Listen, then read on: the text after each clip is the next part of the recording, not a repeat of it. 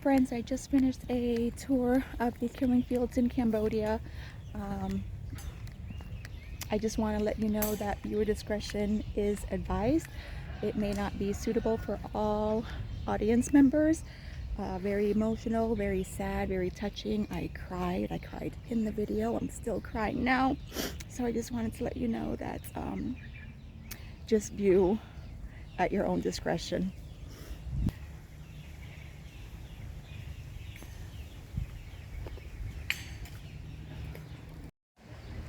Hello everyone, this is Julie with Julie Acetta's Journey. Today I am in Phnom Penh, Cambodia.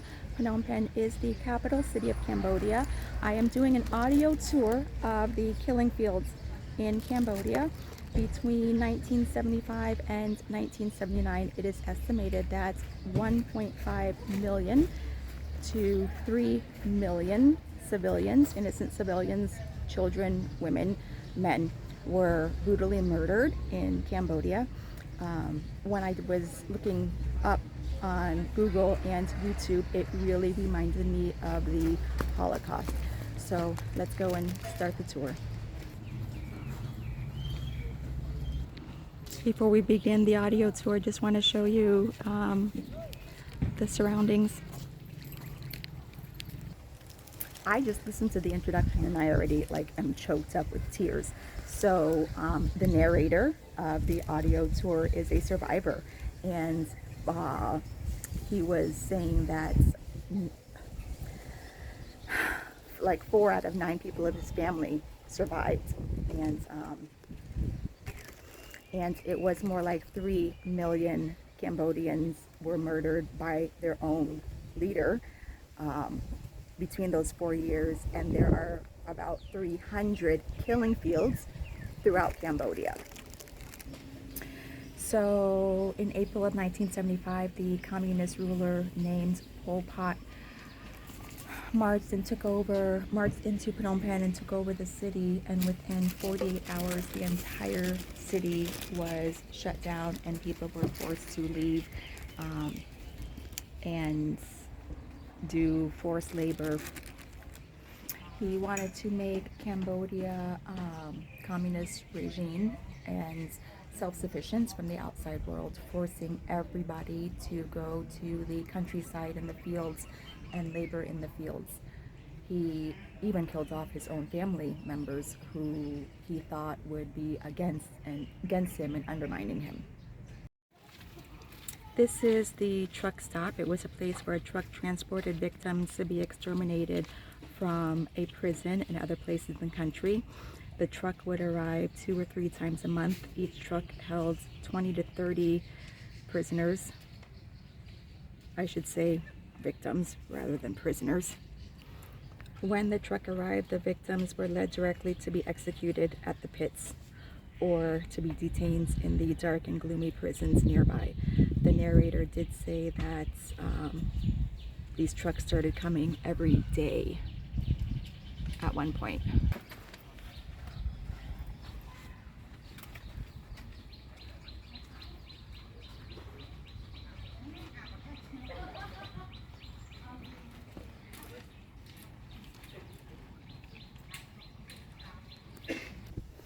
Anybody who was educated, wore glasses, soft hands, had professions like doctors, nurses, lawyers, teachers, they were all executed. You may be wondering why glasses. Glasses is because it's a means of, it shows status. You can afford to buy glasses. So anybody with any kind of money were murdered. Pol Pot built his army from young men and boys who were uneducated and from the countrysides. This spot stood the dark and gloomy detention. It was a place where victims were transported and to be detained. Usually when the truck arrived, the victims were executed immediately. Someday, as the number of victims to be executed was increased up to over 300 per day. If the execution, because there were so many victims, could not be done that day, they were held overnight to be executed the next day. The Detention was constructed from wood with galvanized steel roof. Its wall was built with 2 layers of flat wood were to darken and also prevent prisoners from seeing each other. The actual building was dismantled in 1979. Just so you know, this is what I'm reading from. I'm just showing you the picture as I read.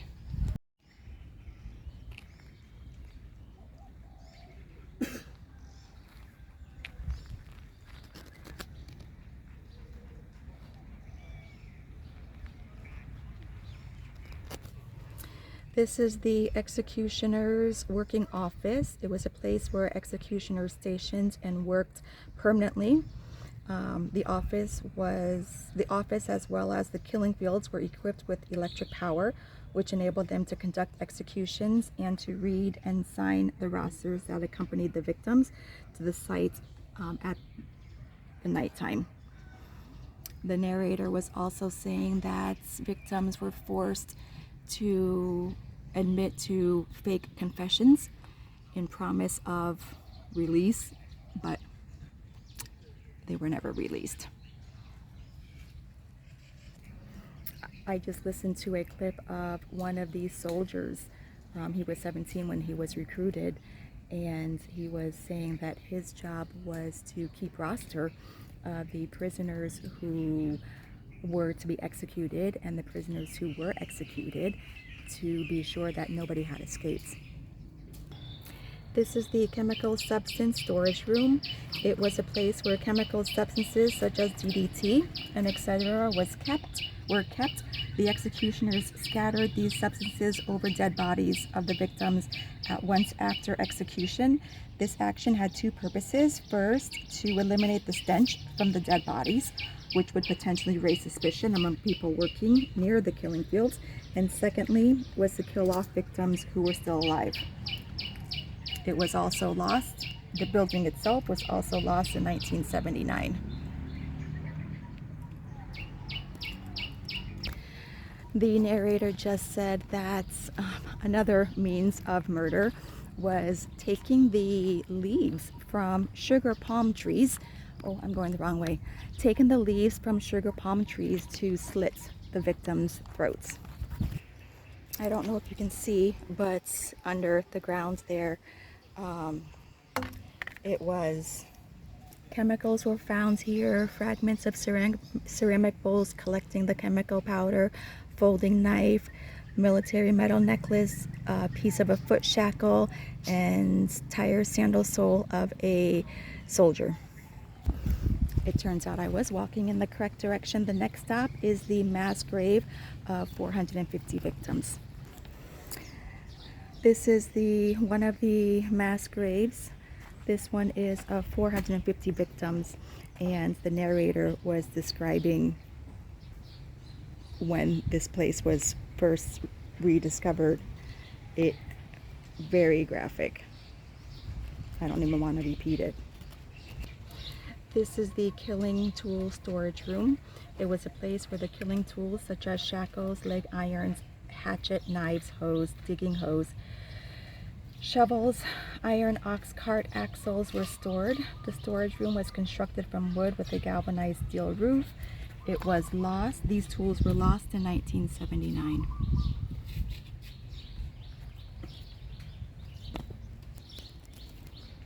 That was the killing tool storage room.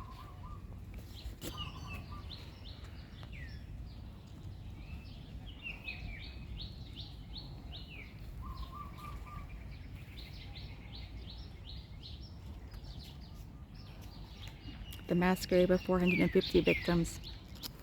The reason those tools were used is because bullets were very expensive, so they just used whatever they could to kill their victims. And one of Pol Pot's sayings was something to the effect of, "It's better to kill an innocent victim than to spare the life of an enemy." So the narrator was saying that before Pol Pot came to do his mass murdering, this area was actually a Chinese grave, and teeth and bones still surface, especially during rainy season. There's a sign, former Chinese grave pre-1975.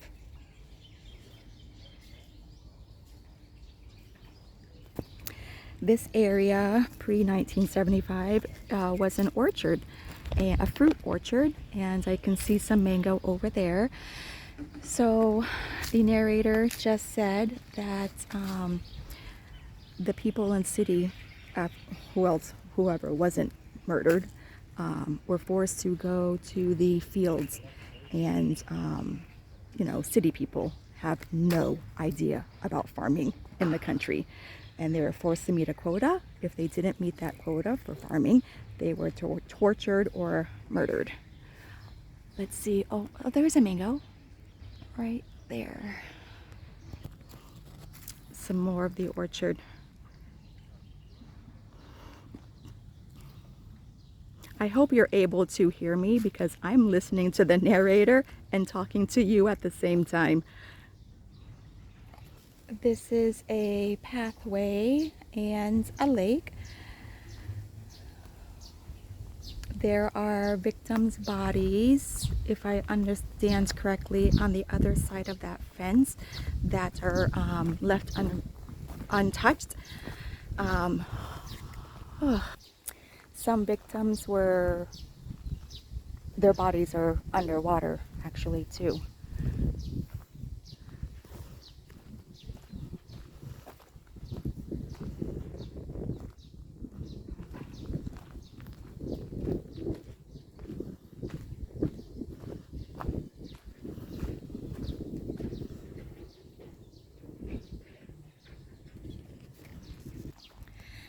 The next stopping point is number 12 out of 19. I'm just going by the pamphlet, and the narrator suggests that you walk around the lake and sit on one of the benches and listen to some of the survivor stories.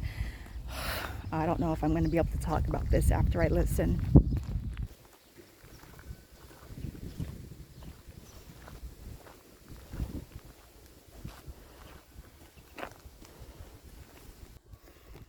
I'm sitting alongside the lake, and the narrator suggested listening to a song as we walk along this path. It's called A Memory from Darkness by Him Sepoy. It's music and memories, and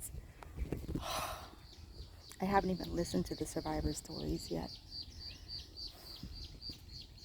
The first survivor story is titled Loss of an Infant. It was narrated by a mother who lost her.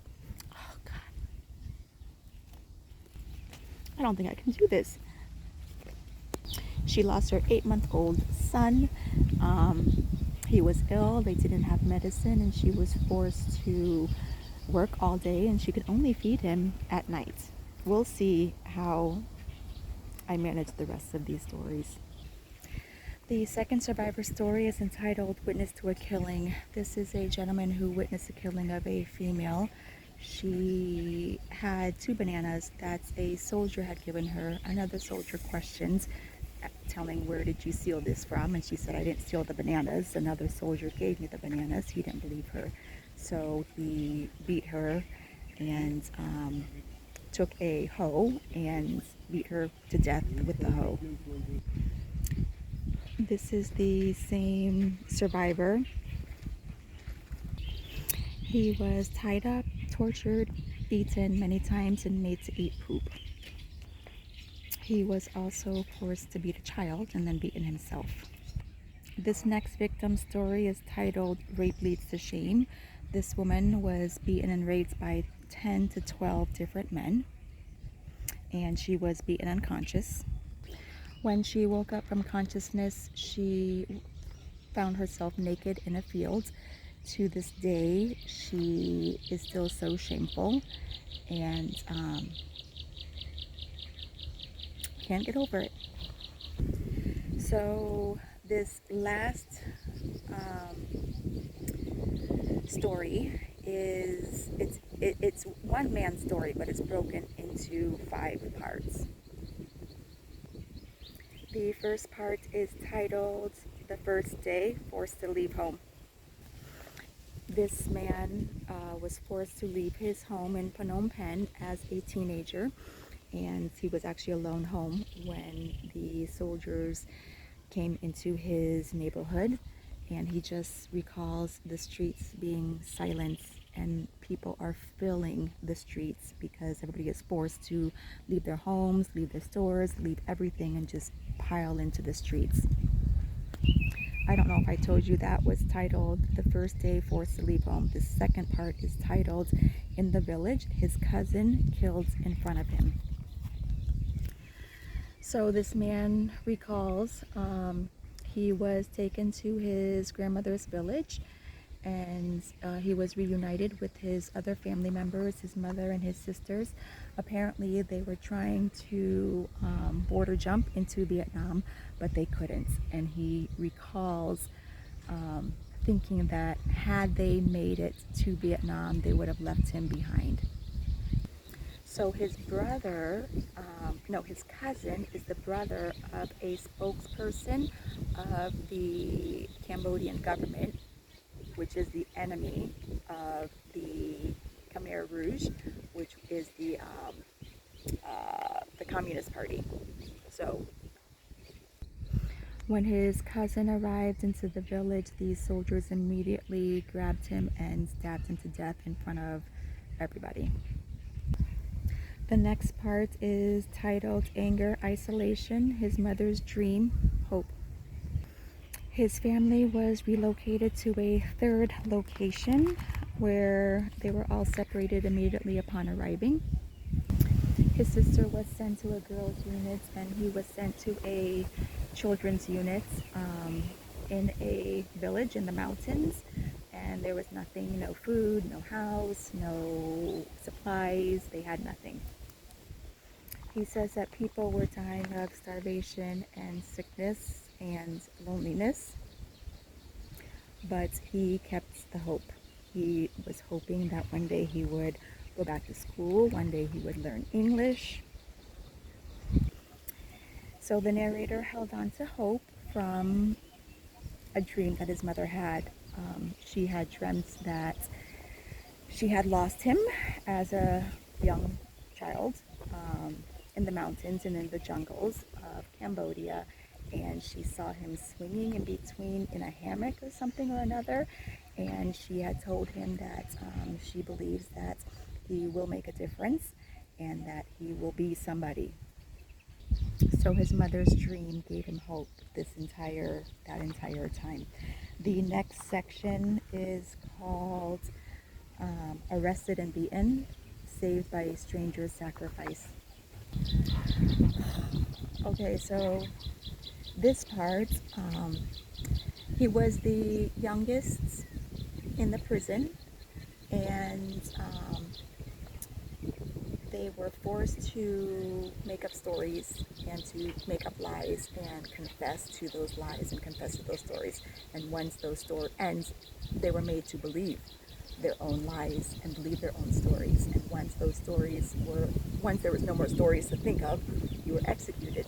One man was begging and pleading the guards to release him because he is just a boy. He's the youngest one in the prison, and he actually sacrificed his own life for the release of the narrator, who was a boy at the time. The last part of his story is called Escapes to America, Returns for Revenge and Healing. He always witnessed killings, he said, and he was very angry with the Khmer Rouge. He said that he wanted to get his revenge, and he wanted to arrest all of them. He said that by the time he turned 18, his mother was afraid that he would be recruited by the Vietnamese. So she said that he needed to escape. So he walked to Thailand with $5 in his pocket and stayed there. A couple of years after walking to Thailand, he was in Texas in the United States of America. So in the States, he did learn English. He did go to school and get his degree. He worked for the United Nations, and he came back to Cambodia he actually worked for the election in Cambodia. He said all he wanted was to revenge the Khmer Rouge, and thinking that it would make his mother happy. He admits that, he admits that he has a good job, he has a nice car, he has air conditioning in his house, he's healthy, but he is also emotionally broken. That was all of the survivor stories on the audio. I am going to have to sit for a while. I have to tell you that as I'm sitting here, it's like 102 degrees right now in Cambodia, in Phnom Penh.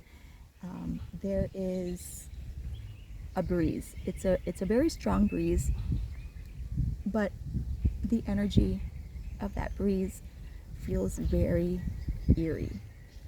It's so quiet here. I can hear some birds over on that side of the lake. There's nobody around me, but the breeze just feels so eerie. I don't know what you saw or what you heard. I accidentally turned off the recording, but I was showing you around, and I said I'm gonna head over to the next stop now.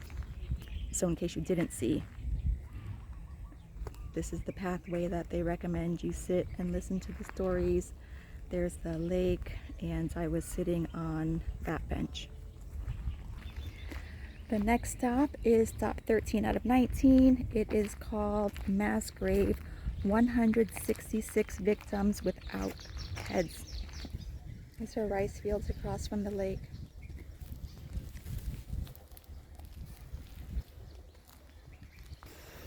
I want to take a moment to thank you so much for watching.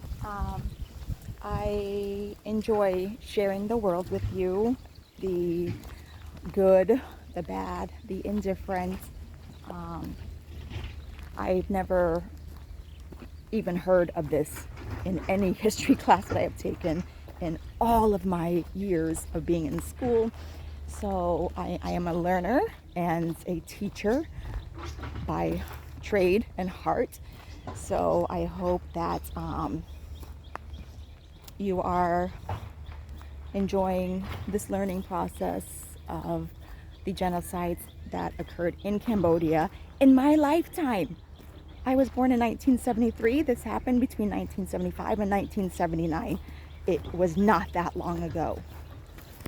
The pathway continues just around the lake.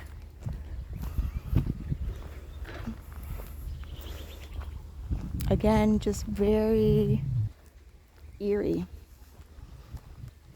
The feeling, the wind, the sounds of the trees, even the birds as they sing their song. You know, I can feel it, I can imagine it, I can almost see it, smell it. This is a conservation dike. It was constructed in the year 2000 as a conservation facility to prevent destruction of excavated mass graves from any flooding. I will also include a YouTube link of where I learned some information from about the genocides in Cambodia and of their the communist regime. I was standing right there. I don't know if I was supposed to go that way or come this way for number 13. So let's go find out. Mounds of grave. I don't know if these were from the Chinese grave or the genocides. Oh God, I walked upon this. It says, I don't know if you can see from the sun, pieces of bones remaining after excavation in 1980. Trying to get where you can see. Bones, actual bones in this bowl. I don't know if you can see, but I can see part of a skull, bones, teeth, jaw.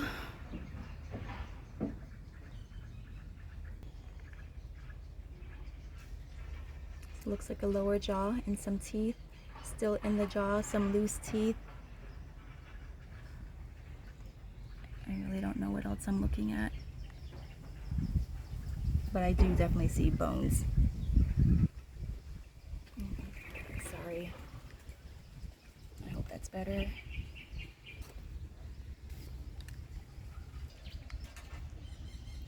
I hope that's better and I wasn't in the shadow. I don't know where I'm going. I don't know where number 13 is, but this is what I'm seeing now. I think I might have to turn around.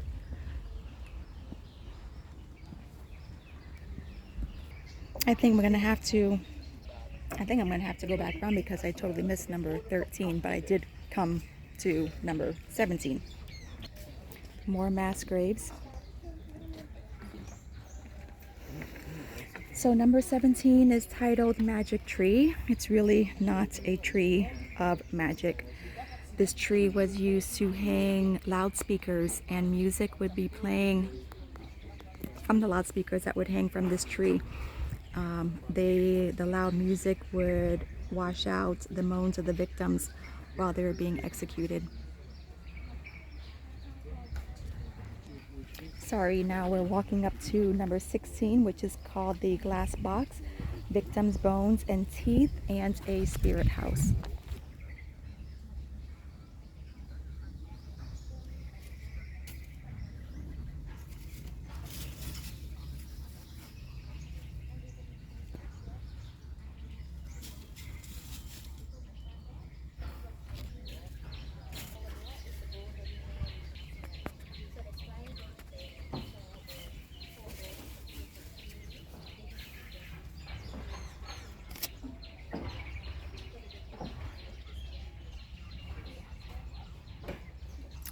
The narrator said that the teeth could be from just bodily decay or being pulled out by torture or knocked out when the victims' heads were beaten in. Here is a former Chinese grave pre-1975.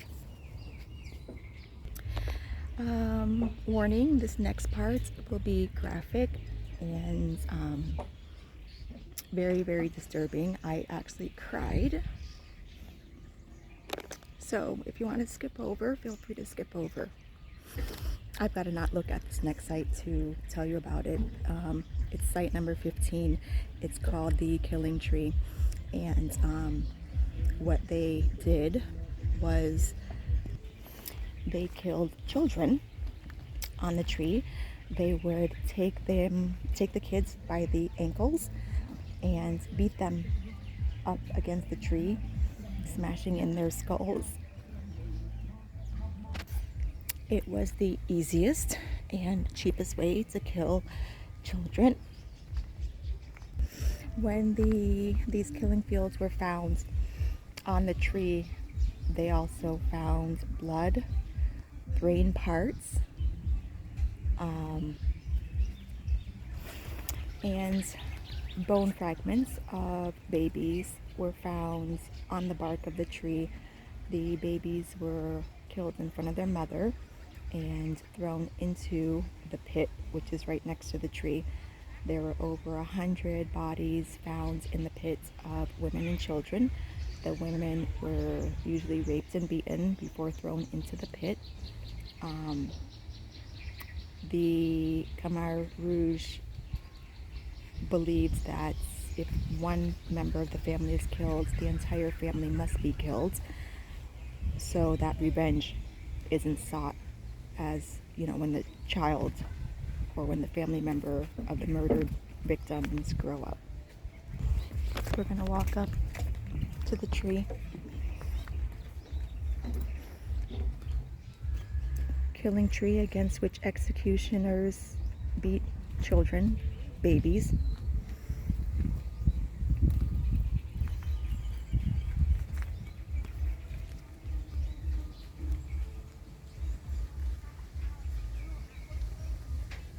All at night while that music is loudly playing over the loudspeaker from the magic tree.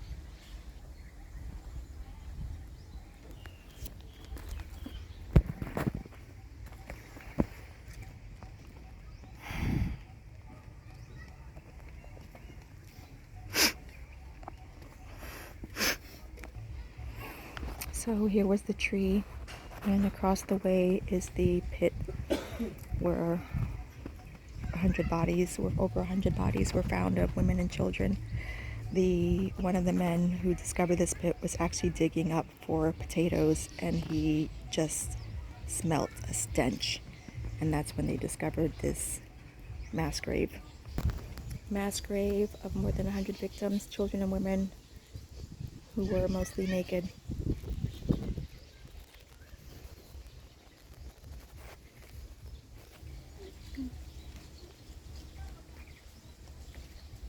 So sad. And then look what I see. Little children.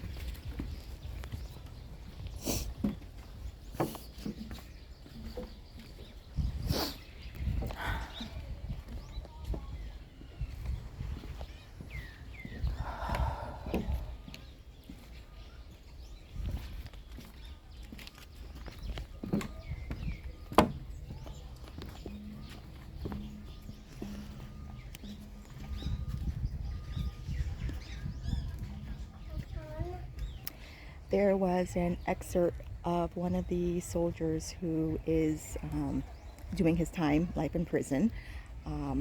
He does admit to being responsible for 10,000 murders, and they brought him to the murder grounds here, the killing fields, and when he got to that, the baby tree or the baby killing tree, he just knelt and wept. Ragdub's victims' clothes, they washed up after the rain, and they're still collecting them. Some of them are clothes of babies and children. Some of them are blindfolds. Some of them are rags used to tie hands and feet together. The narrator said that at first victims were stripped of their clothing and thrown into the burial pits, and then DDT was poured on them, to cover up the stench. But the killing became so many that they just threw the victims in the pit with their clothes on. The narrator describes what happens after Pol Pot's regime. He fled to the Thai border. The Western world was still so much afraid of communism. As the Cambodian country was trying to rebuild their government, the Khmer Rouge were recognized and a part of the UN in the Western world. Hard to believe. They regrouped in the jungles, and they were recognized by other Western countries. The Western countries include the UK, the US, Germany, and Chinese allies, and were given a seat in the United Nations. They sent representatives to New York City and even received financial aid from the Western countries. Pol Pot continued to lead the Khmer Rouge for 20 more years, and he was finally arrested in 1997 and died less than a year later. He ended up dying at the age of 73. So I finally came to number 13, and I think that is almost our last one. And it's so it's another mass grave pit, but I see it's also roped off by green rope. And as I'm listening to that last bit, you know, on the audio, I was like, why did they rope this section off? And I'm looking and I'm looking. Bones. There are human bones that have surfaced. Let me show you. So we're walking up. There's the number 13 and then the green tape. But look closely. You can see bones. Human bones from this Cambodian genocide.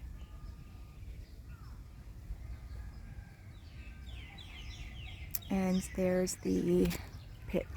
It says mass grave of 166 victims without heads. I don't know where their heads are.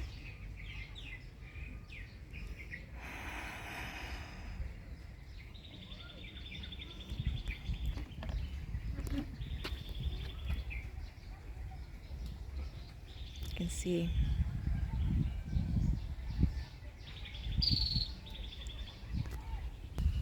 I see a bone in the grave pit, and the audio says they're actually bones from the soldiers. They still had their uniform on and their soldier ID.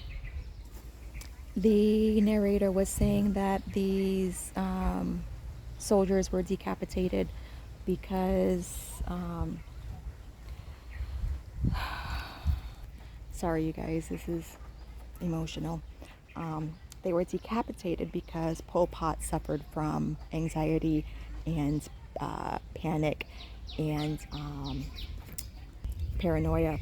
And if he thought that these soldiers were betraying him, he would decapitate them as an example. And there are the remains of them. Some of the soldiers actually wanted to join forces with the communist Vietnamese, and when Pol Pot found out, you know, they were considered traitors. One of the soldiers just shared that he was 17 years old when he was forced to join. He was from, you know, the countryside and the villages, and he was told that they were forced to kill. A few years later, he was killing people, and if you were not forced, if you did not kill, then you would have been killed because you would be considered a traitor. We are walking our way back around. I've got to walk past the baby killing tree again. We have two more stops, the memorial stupa and the farewell. Oh my God, so I'm walking back to where we need to go, and I see just in the ground rags and cloth that were washed up.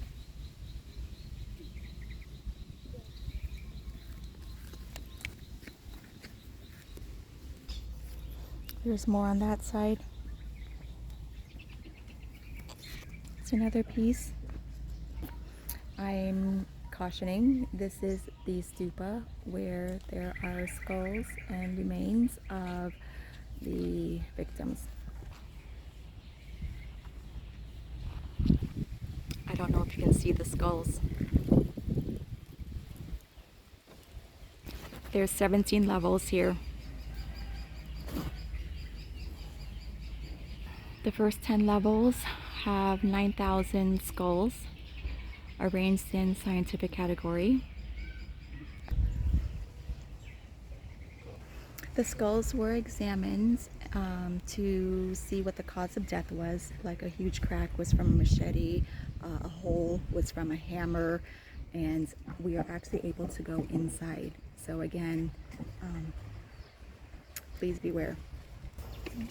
Able to buy flowers and incense.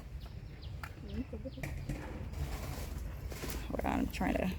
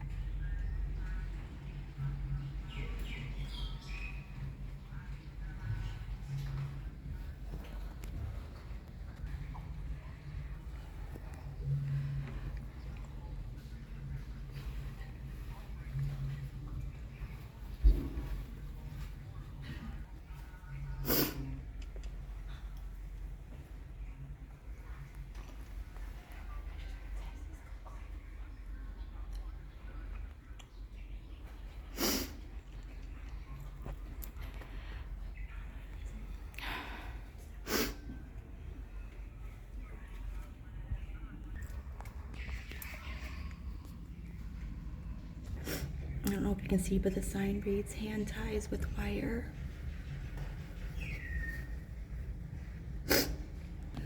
Foot shackles.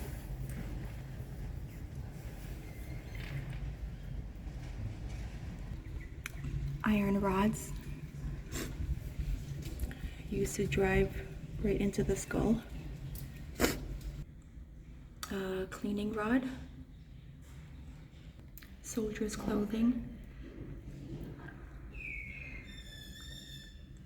Bayonet. A knife. Over 60 years old.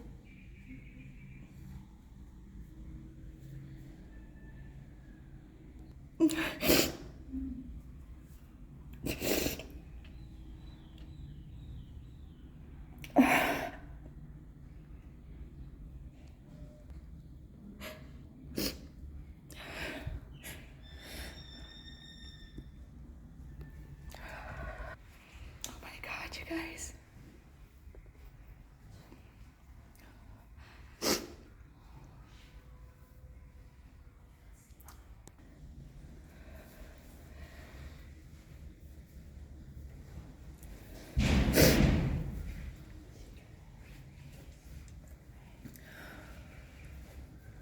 I just read the sign. Those are hands tied with wire. Some more. More ties. You can see holes in the side of the heads. I just noticed they're color coded. So the orange dot are the foreigners. I know that some Americans were even murdered. Blue is the evidence of a killing by an iron tool. Yellow by a hoe. Green by an axe. Purple by a hook knife. Yellow, evidence of neck cutting. And blue, evidence of ear cutting. This skull is blue, so there's evidence of ear cutting. This one is orange, it's a foreigner. That one's a foreigner. This person died from ear cutting, evidence of ear cutting. This has different means of death. This yellow is evidence of a bullet, and this skull here has a yellow, and you can see the bullet hole. This one as well, yellow bullet hole and the bullet hole. Evidence of killing by an axe, an iron tool, of a hook knife, ear cutting, victim's clothing, wooden stick. That's how they're documented by examining the skull. Bamboo stick, Khmer Rouge uniform, ants killing by a hoe.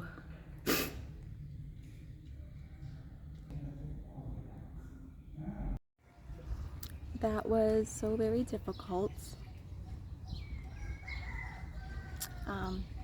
That included the audio tour. The last part that I'm going to go check out is the museum, and I'll just take pictures and put some pictures with this video. So thank you so much for watching. I definitely need to reset, reground, realign. So love to all, and that's just all I'm going to say. It's just show love to one another.